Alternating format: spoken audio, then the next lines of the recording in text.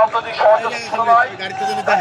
পশ্চিম ছাত্র দলের সহদপ্তর সম্পাদক আব্দুল কাদের, আরো উপস্থিত আছেন দীর্ঘদিনের রাজনীতির সহযোগী ছোট ভাই বিপ্লবী সভাপতি বারবার কারণে সফলতা আলেফ সোহেল, আমাদের মাঝে উপস্থিত আছেন মিরপুর জেলা ছাত্র দলের সংগ্রামী সাধারণ সম্পাদক রাসেল সহ মিরপুর জেলা ছাত্র দলের সকল নেতৃবৃন্দকে আমার ব্যক্তিগত এবং ঢাকা পশ্চিম ছাত্র দলের পক্ষ থেকে রক্তিম শুভেচ্ছা অভিনন্দন। আমাদের মাঝে উপস্থিত আছেন ছাত্র দলের বিপ্লবী সভাপতি রাজপথের লড়াই সৈনিক রফিকুল ইসলাম জিন্না, আমাদের মাঝে উপস্থিত আছেন ছাত্র দলের সংগ্রামী সাধারণ সম্পাদক পিয়াস, আমাদের মাঝে উপস্থিত আছেন ছাত্র দলের বিপ্লবী সিনিয়র সহসভাপতি সহযোগী ছোট ভাই ইকবাল হোসেন দীপু, আমাদের মাঝে উপস্থিত আছেন শাহজাহান ছাত্র দলের সংগ্রামী পরিশ্রমী মেধাবী ছাত্রতা ছোট ভাই আব্দুল হোসেন সজিদ মানিক সাজিদ, আমাদের মাঝে উপস্থিত আছেন স্কুল কলেজের মাসুদ্দারা রোদবান জিল্লু জিহাদ পলাশ সহ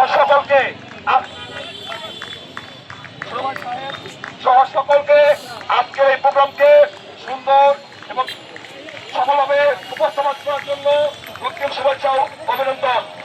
আমি সাথে বক্তব্য দেওয়ার কিছু নেই।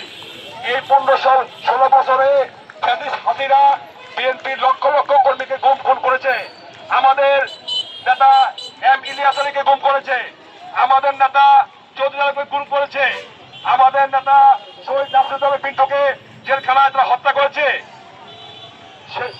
পরে ছাত্র আন্দোলনে যেসব ছাত্র হত্যা হয়েছে, আমাদের কলকাতার বড় ভাই 11 নম্বর যুবদলের সিনিয়র সহসভাপতি কবির আহমেদ ভাই এই মিরপুর 10 নম্বর বাড়িতে শহীদ হয়েছেন।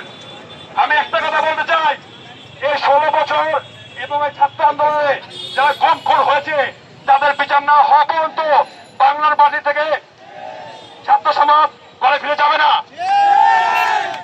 এই গুম খুন যারা জড়িত, যে পুলিশ প্রশাসন ডিবি র্যাব যারা জড়িত, পুলিশ হাসিনা সহ সকলকে বিচারের আওতায় আনতে হবে এবং সকলের ফাঁসি দাবি জানিয়ে আমি আমার বক্তব্য শেষ করছি। আল্লাহ হাফেজ। বাংলাদেশ জিন্দাবাদ, বাংলাদেশ ছাত্রদল জিন্দাবাদ, শহীদ রাষ্ট্রপতি জিয়া রহমান হোক, দেশনেত্রী বেগম খালেদা জিন্দাবাদ, আগামী রাষ্ট্র নায়ক জনাব তারেক রহমান জিন্দাবাদ জিন্দাবাদ জিন্দাবাদ। আল্লাহ হাফেজ।